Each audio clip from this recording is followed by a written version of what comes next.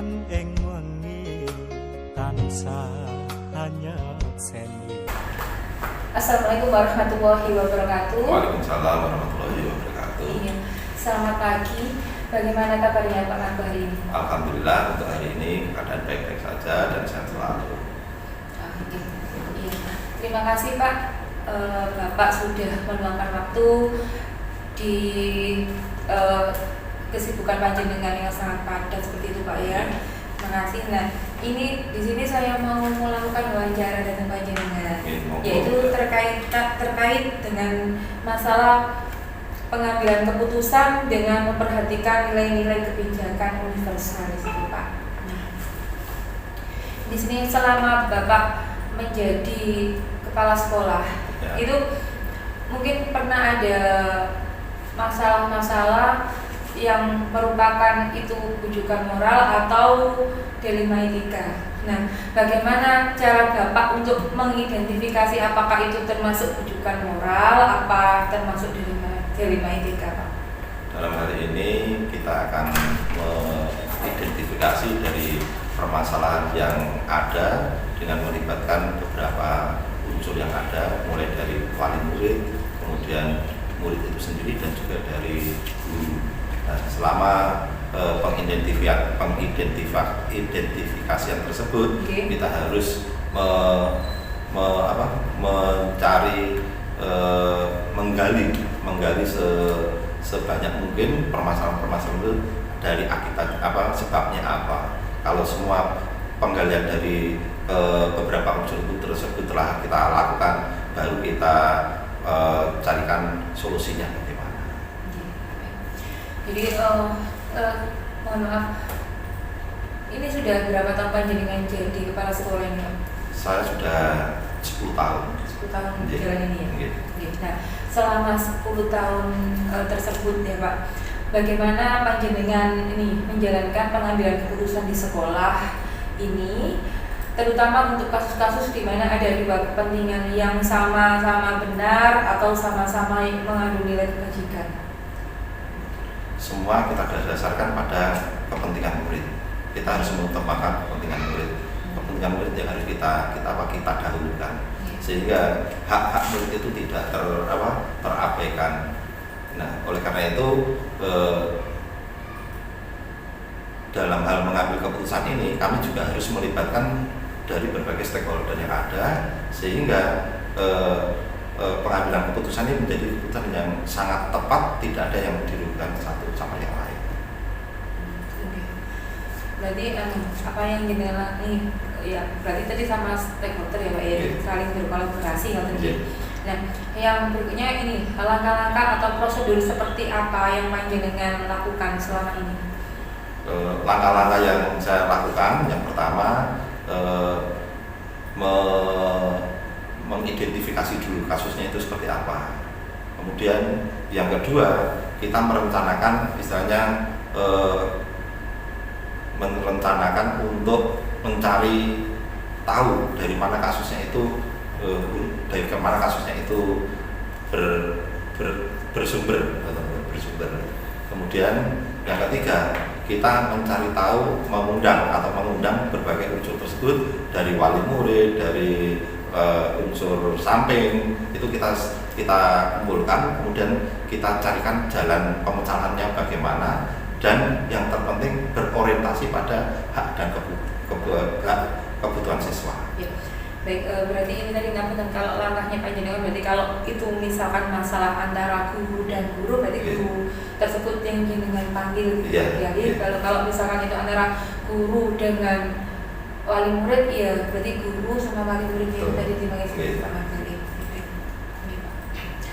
Kemudian ini Pak, hal-hal apa saja yang selama ini dari itu tadi yang sudah dilakukan beberapa langkah-langkah tersebut dipanggil, hal-hal apa saja yang menurut panjenengan itu paling efektif dalam pengambilan keputusan dilema etika ini Pak? Langkah yang paling efektif adalah kita harus melihat permasalahan itu dari dua sisi. Jadi permasalahan itu harus kita lihat dari dua sisi. Namun saya bisa diberikan contoh masalahnya Pak? Ya, Semisal untuk kasus antara wali murid dengan guru yang berkaitan dengan siswa. Iya. Itu kasus dalam hal apa? Misalnya kasus tentang bullying yang ada di sekolah, bullying yang ada di sekolahan. Nah itu harus kita temukan antara guru dan wali murid. Terkadang siswa itu membuat laporan kepada orang tua berbeda dengan apa yang terjadi di sekolah. Maka semua unsur dari guru, dari murid dan juga dari wali murid kita temukan. Nah setelah kita menemukan, kita carikan solusinya. Solusinya bagaimana untuk memecahkan masalah ini. Dalam pengambilan keputusan tersebut Pak Margo, yang kan biasanya kita tuh tidak mulus-mulus saja gitu ya Pak ya. Pokoknya yang kita putuskan itu selalu langsung dapat diterima oleh pihak yang bertikai tadi atau dari lingkungan warga sekolah. Nah, di sini tantangan terberat panjenengan ketika menangani kasus dan mengambil keputusan jenengan itu apa? Tantangan yang terberat adalah memahamkan orang tua bahwa kasus yang terjadi pada anaknya tersebut adalah benar-benar terjadi, sehingga terkadang orang tua itu membela anaknya, sedangkan padahal anaknya yang salah. Nah, bagaimana ini kita harus memahamkan bahwa anaknya yang memang yang salah, yang salah. Nah, kesalahan itu bukan dalam hal menjustis atau menghakimi siswa, itu bukan, tapi pengakuan dari siswa, kejujuran dari siswa itu yang harus kita tanam kepada anak, sehingga karakter jujur ini yang harus kita kedepankan atau kita jadikan pedoman atau kita jadikan patokan untuk menyelesaikan kasus itu, bahwa jujur itu yang harus kita utamakan. Iya. Berarti tidak sampai ke ranah hukum Pak ya, tapi kita selesaikan secara keluargaan seperti itu. Semua permasalahan yang ada di sekolah tidak pernah yang ada satupun yang sampai permasalahan hukum. Semua pasti akan kita selesaikan di tingkat musyawarah mufakat, karena sekolah kan ranahnya bukan ranah hukum, tapi sekolah adalah untuk pembelajaran, untuk mendidik anak. Nah, bagaimana dalam mendidik anak ini bisa baik, karena semua anak yang masuk ke sekolah kita itu tidak dalam kondisi baik semua. Pasti ada anak yang nakal, anak yang tekun, anak yang rajin. Nah, bagaimana meramu di sekolah ini menjadi output yang baik semua. Baik, dalam penyelesaian kasus itu kan termasuk tadi yang Bapak utarakan tadi kan kasus delima etika ya. Dalam pemecahan kasus delima etika itu Bapak membutuhkan waktu atau misalkan beberapa step-step itu, atau dalam waktu 1 hari itu selesai Pak? Kalau kita istilahnya timing waktu yang harus kita lakukan untuk menyelesaikan kasus itu, kita adalah berprinsip pada secepatnya bisa terselesaikan. Jadi tidak tergantung hari per hari atau jam per jam, tapi bagaimana kasus itu bisa cepat selesai sehingga tidak melebar kemana-mana. Luas gitu. Kemudian pasti kalau misalkan panjenengan mengambil sebuah keputusan kebijakan, tadi kan ada seseorang yang paling mendukung panjenengan, itu ada nggak? Yang paling mendukung itu gini Bu, untuk sebuah kasus itu biasanya kita selesaikan dulu di tingkat sekolah. Jadi kita sampaikan kepada guru-guru, kita rapatkan di guru-guru. Tidak ada kasus yang langsung kita selesaikan secara sendiri, tidak. Jadi ada permasalahan, kita rapatkan dengan guru, kita sampaikan kepada guru-guru bagaimana mengambil langkah-langkah ini.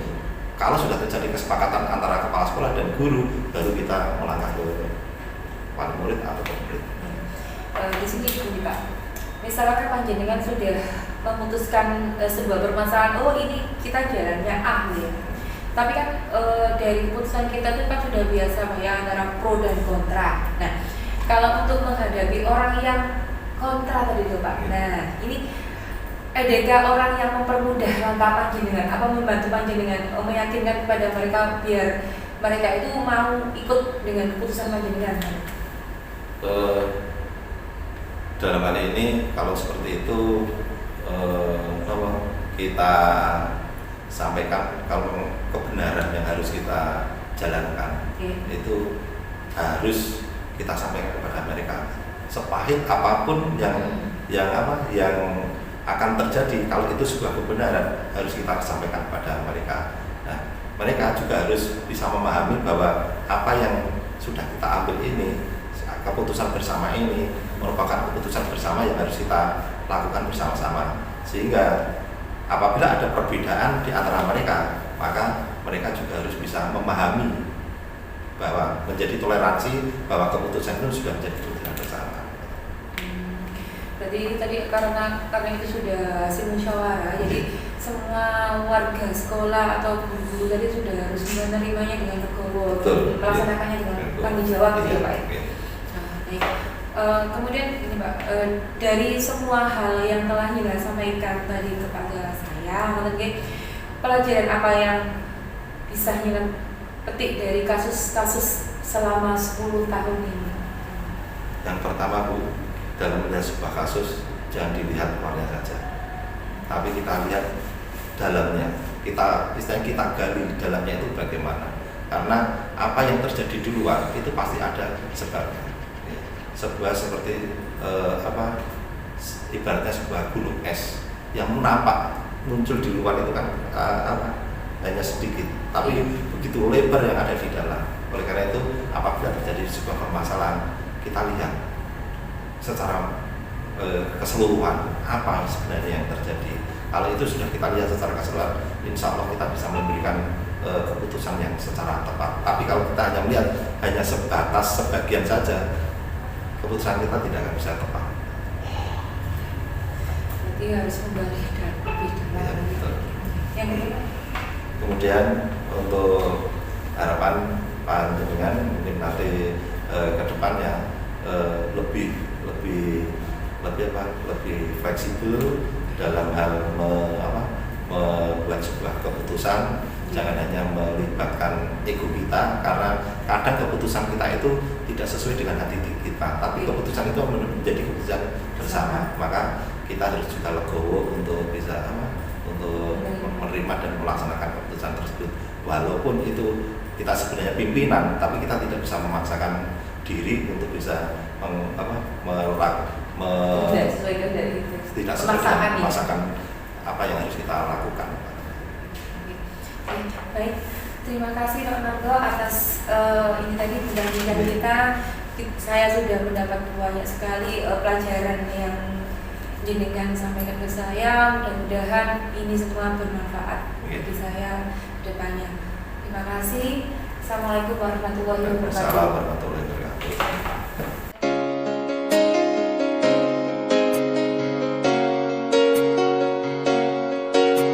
Assalamualaikum warahmatullahi wabarakatuh. Waalaikumsalam Bu Ani. Nggih, selamat pagi Bu Nurul. Pagi. Nggih, bagaimana kabar panjenengan? Alhamdulillah sehat. Panjenengan sendiri? Nggih, alhamdulillah sehat. Nggih.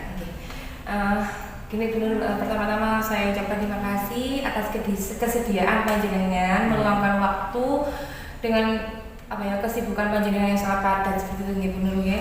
Ini di sini tujuan saya datang ke sini adalah untuk melakukan wawancara dengan panjenengan, yaitu terkait tentang pengambilan keputusan dengan pertimbangan nilai-nilai kebajikan universal. Bu Nurul gini, panjenengan sudah dari tahun berapa panjenengan? 2017. Oh, 2017 ya. Dari tahun 2017 sampai 2023 ini kan panjenengan sebagai kepala sekolah itu pasti pernah menghadapi sebuah kasus atau masalah yang terjadi di SD Mojo Sumber 2 ini gitu ya. Nah, ini yang ingin saya tanyakan, bagaimana Anda mengidentifikasi kasus-kasus tersebut itu adalah merupakan kasus dilema etika apa kasus bujukan moral seperti itu benar? Iya. Pertama kita cari tahu masalahnya dulu. Kemudian setelah kita cari tahu, kita identifikasi kira-kira apa sih akar permasalahannya. Jadi kita sharing dengan sumber masalah.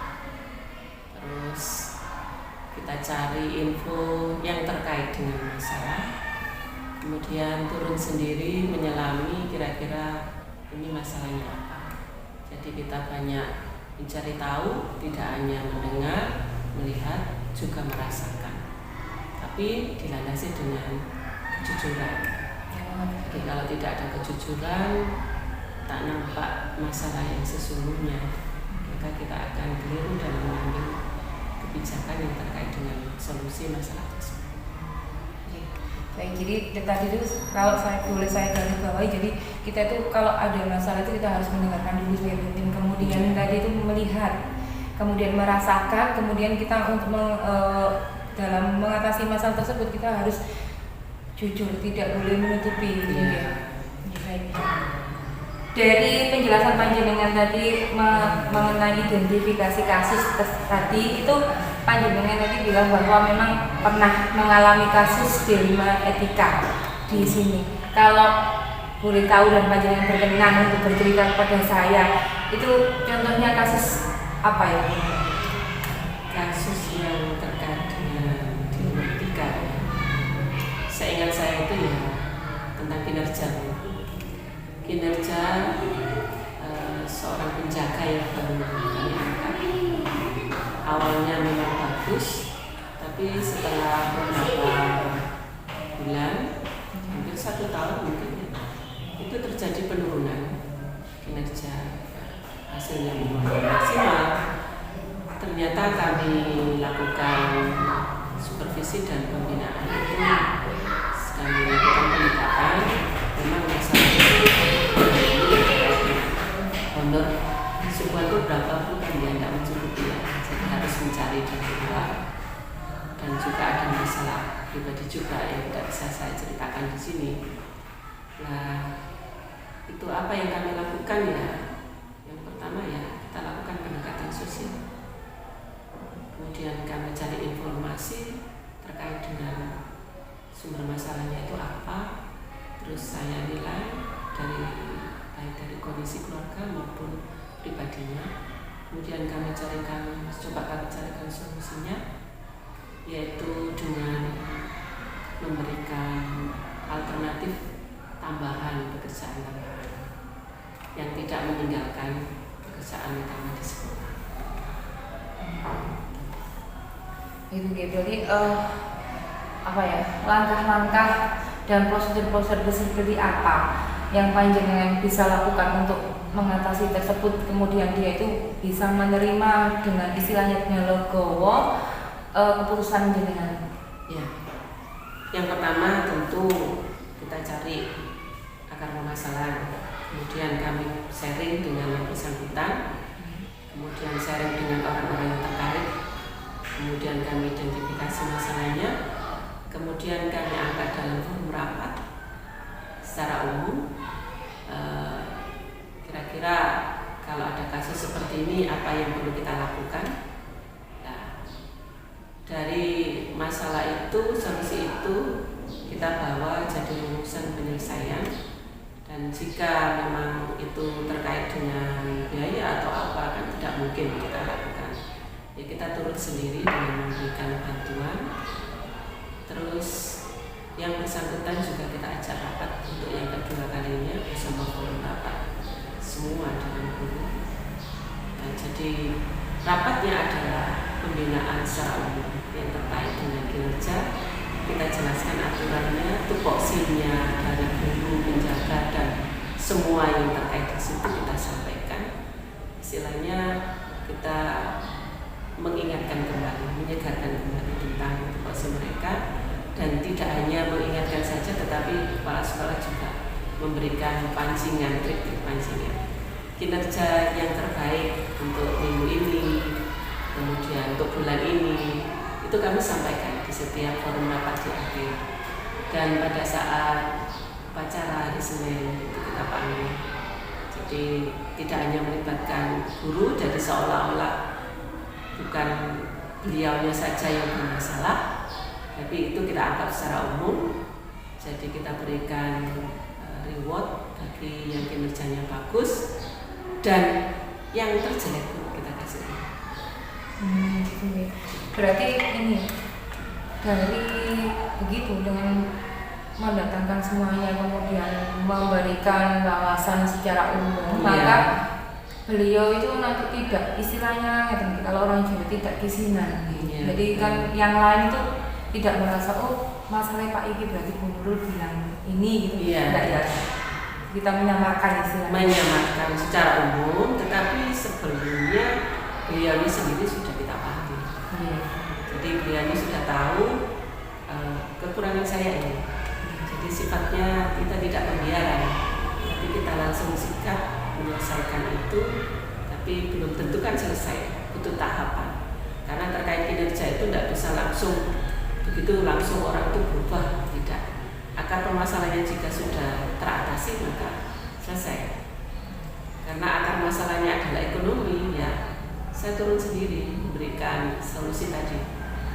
Sebelum kami angkat ke rapat Dewan Guru sebagai keputusan secara umum pembinaan, itu beliau sendiri sudah kita kasih pembinaan dulu.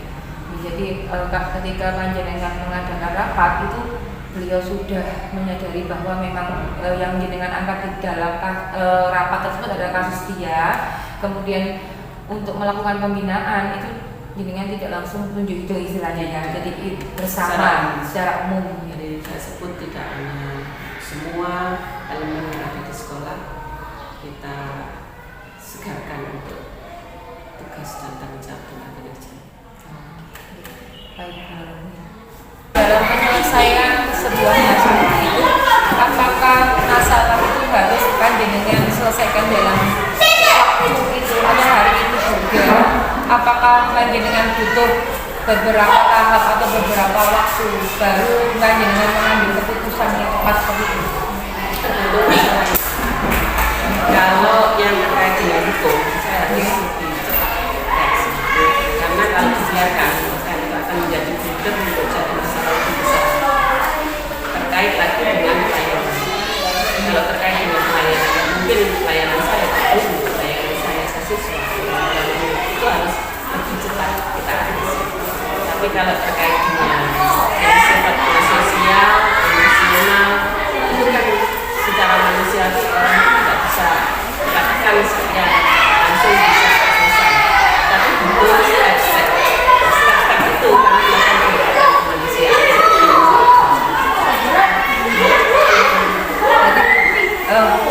Kembali lagi kasusnya ya, ada yang bisa diselesaikan dalam waktu 1 hari, ada yang diselesaikan dalam beberapa tahap.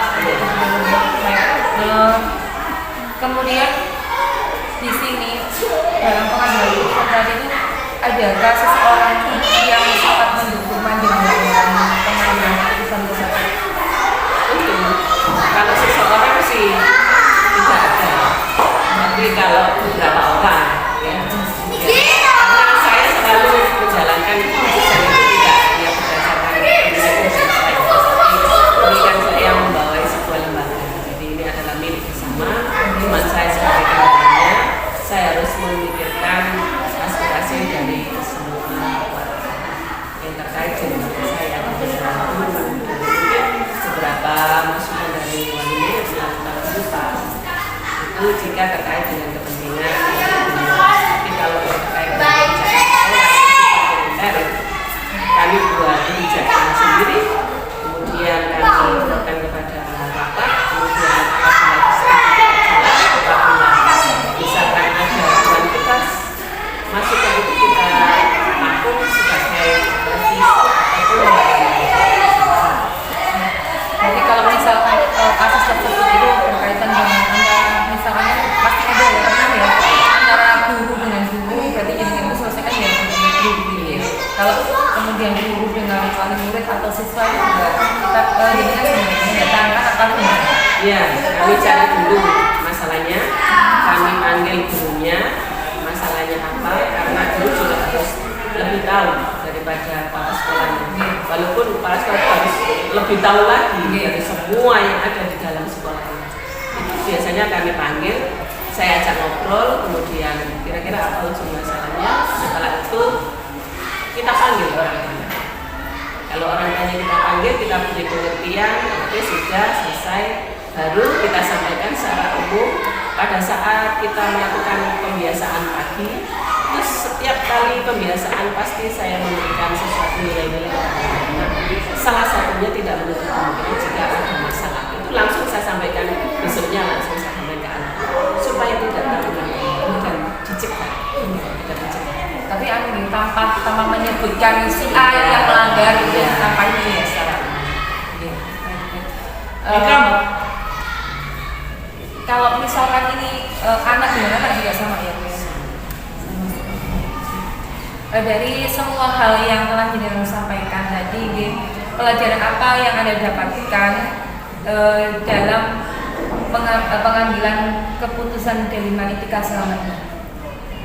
Pelajarannya yang pertama adalah seorang kepala sekolah itu harus pandai banyak mendengar, banyak merasa, dan bangun kedekatan sedekat mungkin sehingga kita mudah menyelami dan mengidentifikasi secara dini, secara cepat, dan jika kita menyampaikan sesuatu yang sifatnya mau mengadakan keputusan misalnya, kita sudah bisa punya intuisi kira-kira keputusan ini walaupun toh secara aturan misalkan itu mungkin mereka ada penolakan, tetapi karena kedekatan kita yang kita bangun sebelumnya maka mereka akan mendengar. Jadi intinya satu, bangun kedekatan melalui banyak mendengar, banyak merasa dan berkomunikasi ya. Baik, berarti memang kita kunci utama itu memang komunikasi juga. Baik, komunikasi, kemudian kalau sudah komunikasinya itu terjalin dengan baik maka akan timbul kedekatan dan kita tadi bisa merasakan apa yang terjadi kepada si yang punya masalah tersebut ya. Tadi ya tidak menutup kemungkinan juga yang paling penting dari semua unsur itu tadi adalah kejujuran dan keikhlasan. Itu semuanya yang mendasari, karena kalau tidak ada kejujuran maka timbul rasa ketidakpercayaan. Karena sekali kita melakukan misalkan mengambil keputusan yang ditendensi oleh macam-macam hal, itu suatu saat itu akan terbuka dan mereka akan terjadi penolakan. Apa yang menjadi keputusan kita tidak ada penguatan. Jadi intinya pemimpin itu selain banyak mendengar, merasa, komunikatif, kejujuran itu ditampilkan.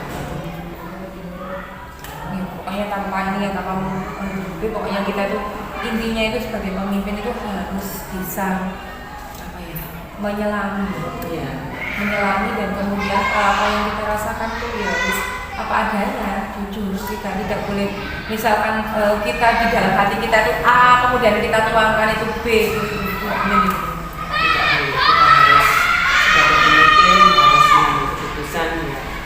Mana kepentingan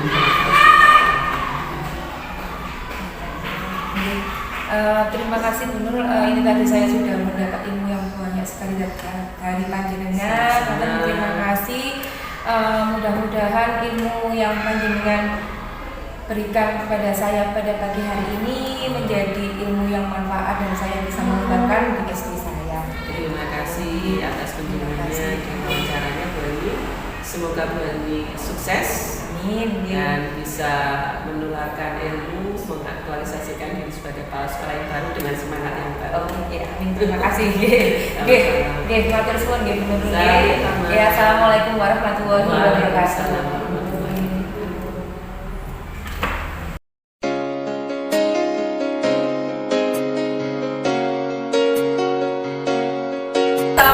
warahmatullahi wabarakatuh. Waalaikumsalam warahmatullahi wabarakatuh. Selamat pagi, Bunda. Bagaimana kabarnya pagi ini? Alhamdulillah, Kasistu penjenengan saya sehat walafiat sampai dengan hari yang ke-20 puasa Ramadan.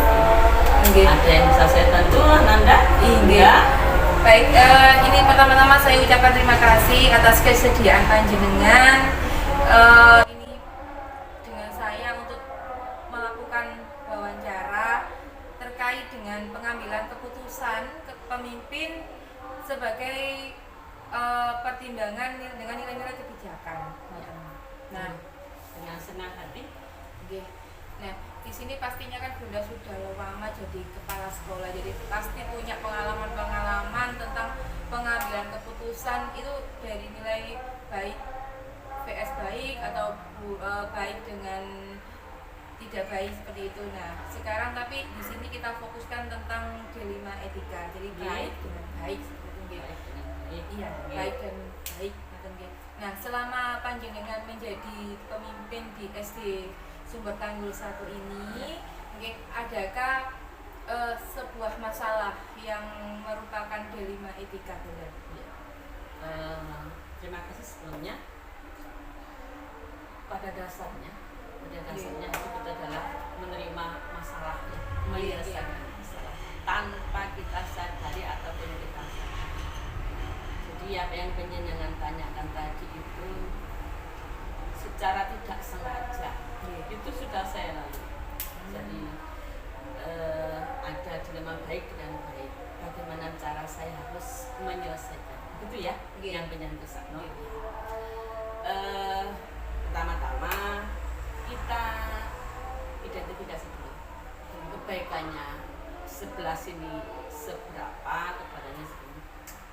Selain itu belum tentu yang banyak itu lebih bermanfaat atau lebih maslahat untuk saya. Sambil mengulur waktu kembali, kalau saya mohon maaf bukan sok agamis, tetap saya berdoa. Semalam pun saya berdoa, ya Allah beri yang terbaik menurut Engkau, bukan menurut saya. Karena kita itu ibarat nyawa ya. Jadi kita tetap berdoa, ya Allah beri petunjukmu yang terbaik. Nanti kalau sudah berdoa yang kita putuskan, insya Allah bisa. Nah, sebelum menentukan keputusan itu kita identifikasi dulu ini yang mana baiknya, ini mana baiknya. Kemudian kita kan juga punya aturan ya, kita terapkan, kita gabung antara kebaikan yang A dengan kebaikan yang B dengan peraturan-peraturan yang berlaku, sehingga semua pihak memahami bahwa baik menurut kelompok ini ternyata berbenturan dengan peraturan yang ada. Sehingga kalau sudah sama-sama seperti itu, kita bisa menentukan bersama-sama, semuanya mengetahui bahwa keputusan ini sudah menjadi sesuai dengan peraturan, walaupun tidak saklek ya, tidak saklek, tetap nanti yang porsi seperti yang tadi saya pelajari tentang ada 3 cara, ada yang berbasis aturan, yang berbasis dengan kepentingan orang banyak, dan berbasis rasa peduli. Kalau saya peduli yang banyak, kita sumbang dengan, kita dukung dengan aturan, sehingga keputusan itu nanti ada kepedulian besar tapi tidak melanggar peraturan, sehingga kita berjalan lenggang kangkung. Artinya itu kalaupun ada kesalahan itu tidak terlalu fatal. Artinya tidak terlalu fatal itu aturannya masih ada, kita pakai. Misalkan ada kesalahan dari aturan itu, tapi tetap kita pakai. Mungkin di aturan seharusnya 100%, kita mungkin hanya pakai 90% dari aturan itu. Kenapa? Yang 10% itu untuk rasa kepedulian orang. Kita pakai. Iya, kepedulian. Kalau kita mengikuti aturan, rasanya kita itu nanti sekolah ibarat rumah tangga, rumah kita yang hidup. Kalau kita bermusuhan dengan anak, apalah artinya kita? Jadi tetap aturan kita sampaikan, tidak harus saklek, ya kita sesuaikan dengan keadaan di lingkungan kita. Sama halnya dengan penjaringan, di sana bisa berjalan, tapi di tempat saya belum tentu, karena kondisinya peraturan memang harus dijalankan, tapi kembali lagi keadaan yang kita hadapi, sehingga nanti peraturan bisa berjalan walaupun tidak sampai 100%, mungkin katakan terbaik 85%, tapi kepedulian orang banyak ini bisa tercapai sehingga yang menjalankan itu enak rasanya. Oh ya, ini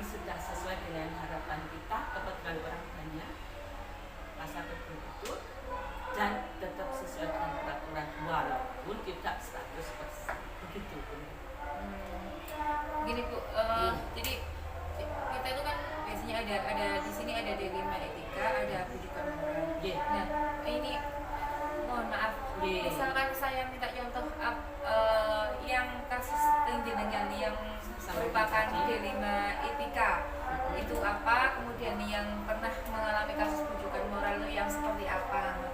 Ya. Kalau dilema etika itu gini, menurut saya yang pernah jenengan ini apa namanya jenengan dapat yang dilema etika itu misalkan kepentingan satu dengan yang lain berbenturan. baik. Misalkan antara si A dengan si B sama, benar ya?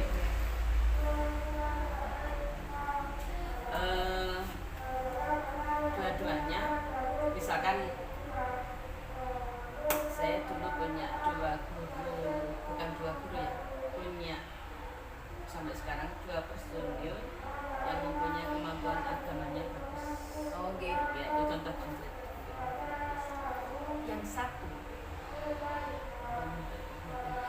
satu itu memang dia punya ijazah yang linear dengan agama. Yang satu ini memang belum mempunyai, tetapi secara kemampuan karena memang sama-sama di pondok, cuman yang belum mempunyai ijazah ini dia mempunyai gelar. Dan mohon maaf, menurut saya akhlaknya itu lebih terbuka karena dia punya pengalaman. Nah, ini kadang sama walaupun permasalahan itu yang saya berikan sama, misalkan saya berikan tugas begini, ayo mbak, misalkan satu contoh seperti anak Ramadan penanggung jawab aku contoh konkret sekali. Ternyata saya berikan contohnya itu saya bilang, ayo mbak, tidak harus nunggu jadi PNS dulu, buat kerjakan, ayo sampaikan ke saya. Itu menyampaikannya itu tidak gitu. Mana kamu tidak usah ikut saya gitu, tapi ternyata dia tidak ada gini. Akhirnya si yang tidak punya ijazah ini malah lebih berkurang. Contoh, tolong ya saya buatkan banner. Saya berikan contoh. Kalau si yang tidak punya ijazah itu mesti konsultasi. Tuh, banner yang kemarin yang kehendak itu begini. Ini diberi ini. Kalau ini enggak diberi A, ya diplotkan A. Kalau ini enggak A, mungkin ditambah B tambah C dan sebagainya. Jadi dari banner misalkan hanya berbagi takjil kesempatan itu misalnya. Tapi si ini tanya, Bu, ini diparingi apa nah? Diparingi anak-anak. Berarti ada inovasinya itu. Iya, ini enggak. Sehingga saya sampaikan, ya tetap saya hargai. Tapi meskipun waktu itu saya agak gitu ya. Tapi akhirnya saya ya Allah, kenapa saya tidak menghargai setiap pekerjaan. Akhirnya saya minta maaf, terus saya sampaikan, ayo semua yang saya berikan kita kembali berpikir bersama-sama. Kita satu keluarga, kemudian kembali ke saya. Bukan saya otoriter, saya ingin tahu seperti apa yang jadi kebijakan di lembaga ini yang penjadi keluarga. Akhirnya, ya itu tadi diambil hikmahnya. Bukan berarti saya harus tahu sekali, tapi paling tidak saya tahu. Ini inovasinya ada, ini tidak. Jadi ini yang tadinya berseberangan bisa saling belajar. Yang karena ibu itu seperti ini. Sebenarnya bukan kalian saya pribadi, tapi kan lebih baik. Gitu. Jadi hal-hal yang seperti itu mungkin awal menyatukan, tapi dengan segala perubahan itu saya tetap minta maaf, kemudian saya sampaikan. Jadi saya tidak pernah malu untuk minta maaf karena ini kebaikan bersama. Ya emosi, kemudian sesudah itu saya minta maaf. Ini loh maksud saya. Ayo kali lain harus kita konsultasi bersama. Bukan saya yang terbaik, bukan. Tapi mungkin dari teman-teman ini ada masukan sehingga menghasilkan sesuatu yang lebih. 1 kali, 2 kali, kadang kalau memang sudah berkali-kali, ya memang itu kembali. Ciriwan cilala bermawati, apa artinya? Ya sudah diberikan yang lain saja. Ada ada seperti itu. Nanti penjenengan berjalan waktu Oh di pasrah ini dikandani ting 10 ting 1 sik Tetap aja. Iya. Nggak mau apa ya, dia itu nggak mau menerima masukan yang kita berikan pada ini. Iya, dia katakan dan seperti itu. Tapi nanti kalau sudah ditegur itu agak bagaimana? Oh iya, sakit hati sih. Iya, kan memang seperti sampai saya itu kembali ya, namanya ibu penjenengan mesti di rumah berpikir. Aku mau ngomong apa, aku mau bertindak seperti apa, tetap seperti. Tapi ya Allah, ini saya bagaimana caranya saya maksud saya ini kok ditutup no gitu.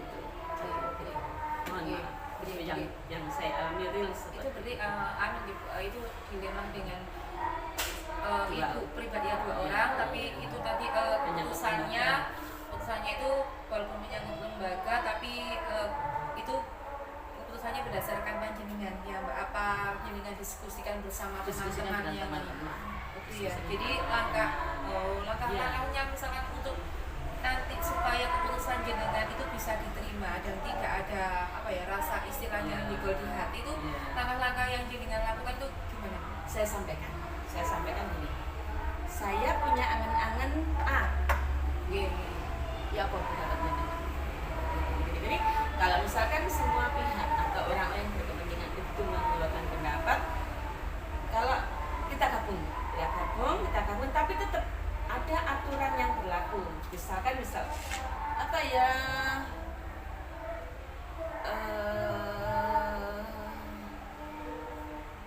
yang paling real biar nggak bingung. Tambahan jam pelajaran. Tambahan jam pelajaran itu sempat 56. Aturannya kita pelajaran kan pukul 12.10 ya. Iya, 12.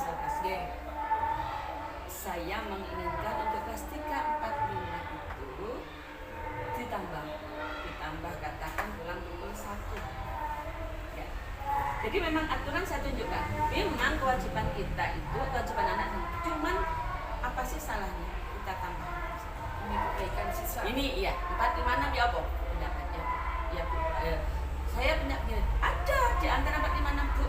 Anak saya tuh enggak bisa kalau saya pekung, saya paksa untuk tambah pelajaran. Terus ini itu akhirnya sekali-sekali ya Bu ya yang saya tambahkan, yang lainnya mungkin saya ajak nonton bareng. Boleh, tapi yang mendidik sehingga tetap ada tambahan yang mungkin bukan hanya bertambah ininya tapi batinnya. Nah itu contohnya seperti itu, sehingga keputusan itu bersama. Mungkin ono sing bundel awal, tapi karena bersama-sama iya sih toh kita nanti pulang satu itu. Berarti ini ya keputusan tersebut itu menimbulkan kesadaran diri dari berusaha ya. Pendidikan yang itu kan merengkuh hati. yang Kadang walaupun awal-awal itu kita terpaksa ya. Maksa dan harus tahan bandingan, artinya dirasa ya wis apa, tapi tetap saya mohon maaf dengan Pak Adi dan orang lain itu, aku salah tak? Saya tidak pernah paham katanya. Aku salah tak ngomong kayak gitu. Kalau saya salah dikatakan iya anakku. Oh ya bis. Saya ngomong dengan mungkin yang tidak berkepentingan dengan urusan ini misalkan gitu, urusan yang tadi misalkan saya ngomong dengan kelas 1 dengan Adi yang datang. Oh iya yes. Jadi saya juga mendatangkan lagi mereka bertiga pas latihan. Apakah saya terlalu memaksakan? Enggak. Jangan sungkan lo ya. Saya ambilkan, saya terbuka kalau memang saya salah. Kalau kebanteran ya ditarik. Nah aku mbak yo ayo dikepui. Jadi kita terbuka seperti itu. Tapi tetap ada suara otoriter. Ya sudah kita biasa ya. Kan orang itu memandang kita itu memang tidak sama ya. Ada yang memandang kita itu sebagai A, ada yang memandang kita sebagai B gitu. Pokoknya yang penting kita sebagai pemimpin kan, kalau ibu saya mau kan harus apa-apa yang kita lakukan itu harus ada ini tadi kesepakatan bersama. Biar nanti menjalankannya itu mereka tuh dengan kerelaan hati dan penuh tanggung jawab. Harapan saya, tapi itu butuh proses. Kan istilahnya tidak kita itu untuk merubah kebiasaan seorang itu tidak mudah seperti membalikkan tangan. Betul. Betul. Dan terus terang proses. saya boleh jujur, saya tidak berani sekali harus proses kita. Iya, itu Karena ngapunten harus lihat. Ya tadi kondisi tadi. Kalau seperti itu ngapunten menurut saya ajur sekolah kita. Karena ego kita harus kita lihat. Saya bersyukur ada pesan yang senior seperti itu. Dia selalu memberi masukan, Bu, lalu muridnya begini, Bu, nyaman dengan Bu. Jadi ketika saya maju, mundur maneh, tapi saya berusaha, ya apa boleh melaku, agak maju dikit. Bukan berarti wali muridnya tidak mendukung, tapi memang Pak Sam selalu menyampaikan, Bu, wali muridnya yang dua ini seperti ini, seperti ini. Coba Pak Sam didekati, kalau memang tidak bisa ya kita yang mana. Gitu. Penyenan insya Allah nanti juga melakukan seperti itu. Ketika Bunda itu mengalami sebuah masalah yang sangat kompleks di dalam tugas panjenengan sebagai kepala sekolah itu ya, menurut jenengan pemecahan atau tindakan jenengan yang paling efektif untuk misalkan sudah masalah itu berat sekali gitu loh, itu menurut jenengan yang paling efektif yang lakukan itu apa? Satu, pasrah, berdoa. Dua, saya gali lagi bidangnya masing-masing. Artinya, saya guru kelas 1 sehingga ada masukan seperti itu dan saya gabung dengan apa yang dalam otak saya. Sehingga kita sepakati bersama, kita melangkah bersama, satu kata, satu langkah. Ya. Kemudian yang berikutnya pasti kan begini Bunda, dalam mengambil keputusan itu kan pasti ada pro dan kontra di sini. Nah, selama panjenengan jadi kepala sekolah ini, pasti ada pernah tantangan terberat ketika jenengan sudah mengambil keputusan. Tapi kan itu tadi ya saya bilang ada pro dan kontra dan ada yang kontra dengan jenengan. Nah, itu tantangan yang paling terberat ketika jenengan mengambil keputusan itu apa Suami? Paling berat keputusan apa? Saya jujur. Kalau diajak maju misalkan sekolah green school, nggak mau. Ya satu. Sekolah penggerak ini sebenarnya teman-teman cuman ya selalu jalan. Bisa gitu artinya kita tidak akan pernah tahu seberat apa. Saya sampaikan, saya mohon maaf, saya tidak ambisi yang selama saya punya cita-cita seperti sekolah SD Gunung Dalam yang dulu tidak pernah dilihat orang, sekarang orang melihat. Saya tidak ingin seperti SD Gunung saya tidak. Saya paham betul bagaimana basic anak didik kita. Gunung Dalam juga kan begitu. Itu masuk basicnya juga orang-orang pinggiran. Oke kan? Saya ingin seperti itu. Sama halnya inilah yang saya sampaikan ketika saya wawancara dengan tim penanya setelah wawancara. Iya, saya sampaikan seperti itu. Saya tidak punya mulut. Saya paham betul bagaimana basic anak didik saya di daerah pinggiran. Saya sampaikan begitu. Yang saya inginkan itu seperti Kebun Dalam. Saya tidak ingin seperti Mojosari, mungkin, tapi saya terlalu jauh dengan saya. Nah, itu terus. Ya, semoga lah. Tapi yang kebetulan bersyukurnya saya banyak yang muda-muda. Satu, cuman ya enggak terlalu duluan dari gitu enggak. Cuman ya itu tadi saya sedikit demi sedikit saya sampaikan sambil bergurau. Kemudian supaya mereka bisa mulai menyelami seperti apa sih sekolah penggerak itu. Saya juga berusaha mendorong mereka untuk jadi guru penggerak, tapi sampai sekarang pun belum berhasil. Itu juga kan tantangan saya. Dikuyang gitu ya. Saya tidak bisa yang harus ikut gitu. Saya mohon maaf. Kalau sudah seperti itu malah saya jadi pikiran jernih. Walaupun mungkin orang lihat saya itu terkenal kan, saya berusaha ayo kalah ikut sekolah ikut guru penggerak. Terus saya beri motivasi loh kalau berhasil. Saya kira kemampuannya pindahin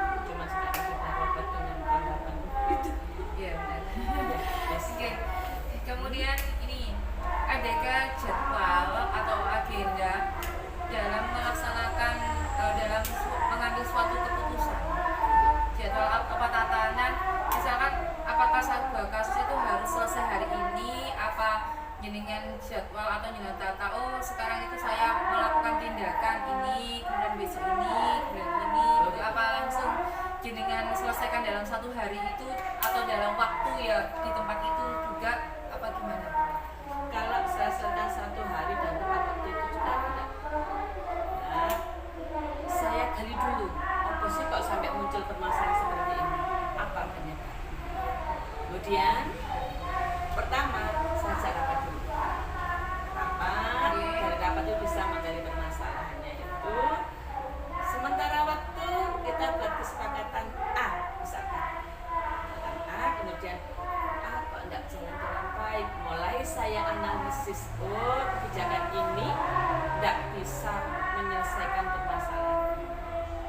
Akhirnya mulai saya mendekati ada pendekatan dengan Pribadi secara iya. Jadi memang menurut saya mengetuk hati itu lebih enak. Saya sampaikan permasalahan itu, misalkan utamanya permasalahan itu kalau misalkan menyangkut bertentangan dengan peraturan yang berlaku, ya tetap kita sampaikan walaupun tidak salah yang peraturan itu tulis yang berlaku, ya apa kira-kira apakah tidak berbenturan seperti itu. Kalaupun kita berbenturan tidak terlalu keras bias gitu enggak, ya apa caranya? Ya kita perkecil permasalahan itu sampai bisa menjadi apa ya, solusi yang terbaik, semuanya bisa memahami dan bisa menjalankannya. Jadi terus terang saya tidak bisa separuh waktu itu enggak, karena menurut saya belum tentu itu nanti membawa kebaikan bersama. Ya hanya sementara insidental itu, kemudian kita kaji bersama sampai ada keputusan bersama yang semua bisa menerima, bisa menjalankan dengan legowo. Itu yang membuat kita menjadi nyaman gitu. Walaupun mungkin ada yang tidak legowo, tetapi paling tidak persentasenya kan berkurang, tidak sebanyak ya. Sehingga dengan lama-lama, oh kan jadi bisa nerima yang ini, oh ya wes, karena aku kudu berubah. Jadi kan harus mengubah sedikit demi sedikit. nih. Jadi permasalahan tadi itu tidak diselesaikan dalam 1 hari, tapi butuh beberapa tahap itu tadi yang mulai dari apa penggalian masalahnya apa, kemudian panjenengan musyawarahkan bersama dengan Dewan Guru, terus kemudian dianalisa apakah keputusan itu memang sudah tepat dalam belum, kemudian kalau misalkan masih ada kendala dilakukan pendekatan secara pribadi, kemudian setelah pendekatan pribadi kita musyawarahkan bersama lagi gitu ya Bu ya. Iya, keputusan terbaik. Terus ini saya tanya, adakah seseorang yang sangat mendukung tentang keputusan panjenengan tersebut? Misalkan itu membantu jenengan untuk mensukseskan apa yang jenengan putuskan tersebut. Kalau dikatakan mendukung itu menurut saya lebih tidak tepat. Atau dapat saya Dia ini malah mempermudah. merasa Enggak, mendukung atau mempermudah, atau faktor-faktor apa? Orang boleh, ada orang yang bisa mempermudah atau misalkan itu mendukung jenengan dalam pengambilan keputusan tersebut, atau faktor-faktor apa yang mendukung? kalau menurut saya melihat apa ya, senioritas seseorang. Ya, begini begini, saya tetap mengutamakan menghargai yang senior. Jadi artinya gini, saya punya angan-angan begini, saya ajak yang sudah lama di sini. Kenapa? Karena beliau ini yang paling paham betul dengan kondisi masyarakat di sini. Kenapa? Kebijakan ini nanti kan yang menjalankan. Iya. Mereka ya. Iya. Jadi saya ajak dulu. Mungkin mereka malah awalnya menjadi oposan, apa ya, berseberangan dengan saya. Terus menjadikan ya supaya kebijakan ini berjalan. Tidak hanya dia, mereka punya solusi. Si A memberikan solusi 3, si B memberikan solusi 3. Ini, nah kita gabung sehingga mereka bisa menjadi pendukung saya. Kalau pendukung satu, saya malah takutnya nanti tidak adil. Ada sih seperti itu, ada. Tapi misalkan saya dengan Bu Al karena satu bendahara, Bu Al mesti gini, Bu, mengorembakan dengan Pak Sam.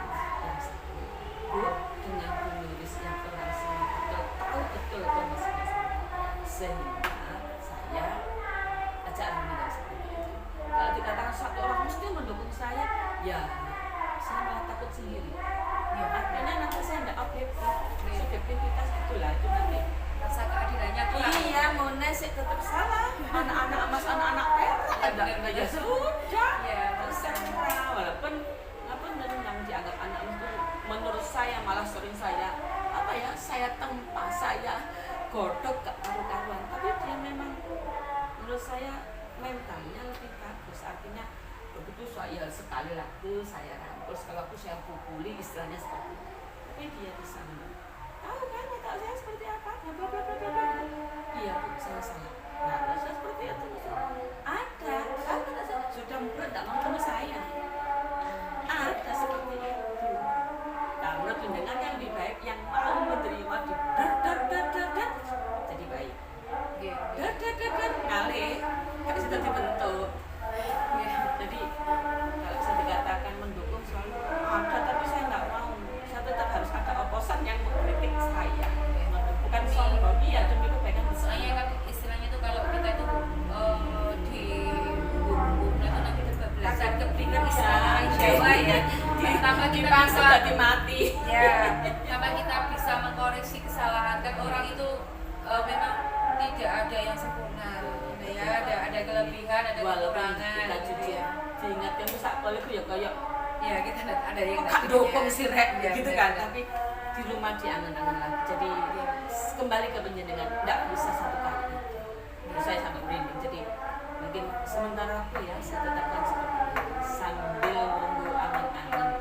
Tadi balik kita punya kesempatan, tidak tahu sholat zuhur, tidak tahu sholat duha itu ya Allah yang terbaik.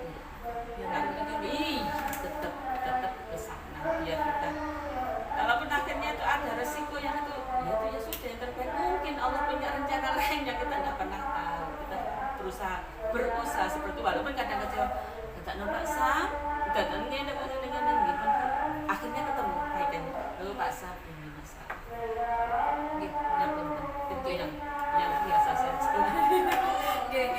Dari ini Bu, dari semua hal yang jenengan sampaikan tadi, pelajaran apa yang Anda petik dari pengalaman panjenengan tadi mengambil keputusan dalam dilema etika? Menurut saya dari apa yang saya pelajari tadi dengan apa yang saya jalan selama ini itu saya lebih mengutamakan peduli, berbasis peduli, tapi tetap ada aturan yang di dalamnya sehingga tidak menyalahi aturan. Nah, berharap dengan peduli bergandengan atau bersinergi dengan aturan itu nanti kepentingan orang banyak juga bermanfaat. Jadi saya tidak bisa memilih satu, ini tidak bisa. Jujur, kalau saya katakan lemah, monggo, tapi demi kebaikan lembaga. Gitu. Berarti ketiga prinsip pengambilan keputusan itu panjenengan porsinya yang terapkan terbanyak. ya? Iya, porsi terbanyak yang ketiga. Oh, berarti kemudian yang kedua itu nanti berharap yang ke satu terpenuhi semuanya. Oh, gitu ya.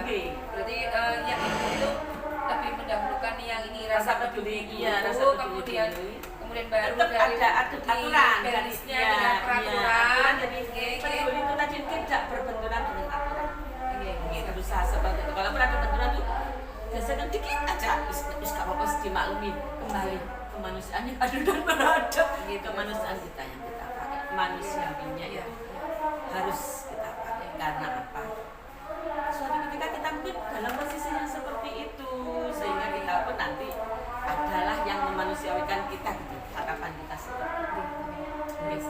Berarti setelah kalau misalkan sudah baik di dalam rasa pedulinya, kemudian kita benturkan dengan peraturan itu sudah beres, akhirnya nanti kan mendapatkan hasil yang optimal yang kita harapkan. Harap begitu. Iya, harap nanti. Yang penting itu insya Allah seperti itu. Iya. Yang penting itu kan keputusan yang kita desain itu tadi untuk memajukan SD Sumbertanggul saat ini dan itu tidak menyalahi aturan, aturan dan tetap berpihak pada anak. Iya, Luar biasa sekali Bunda, ini tadi saya sudah dapat ilmu banyak dari panjenengan.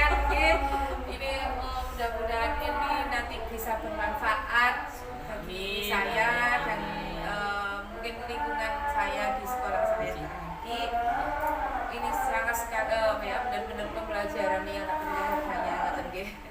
Terima kasih nggih ngapunten ganggu waktu di panjenengan. Semoga bermanfaat untuk kesuksesan program jenengan di dalam mengikuti program Guru Penggerak menjadi yang terbaik dan paling bermanfaat. Yang penting itu paling bermanfaat. Ya, yang terbaik ikut alhamdulillah itu anugerah dari Allah. Amin. Matur suwun. Sami-sami. Assalamualaikum warahmatullahi wabarakatuh.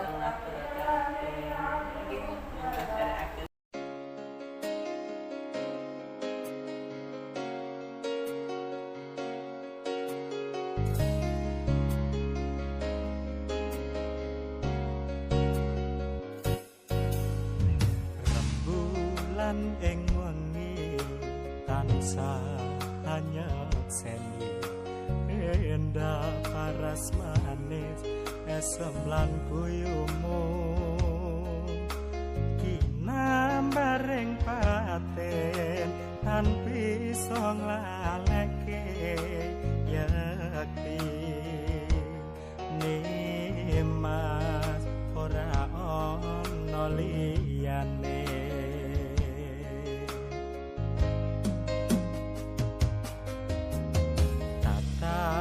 netramu nembus ing atiku agawe aku mung mikirne sliramu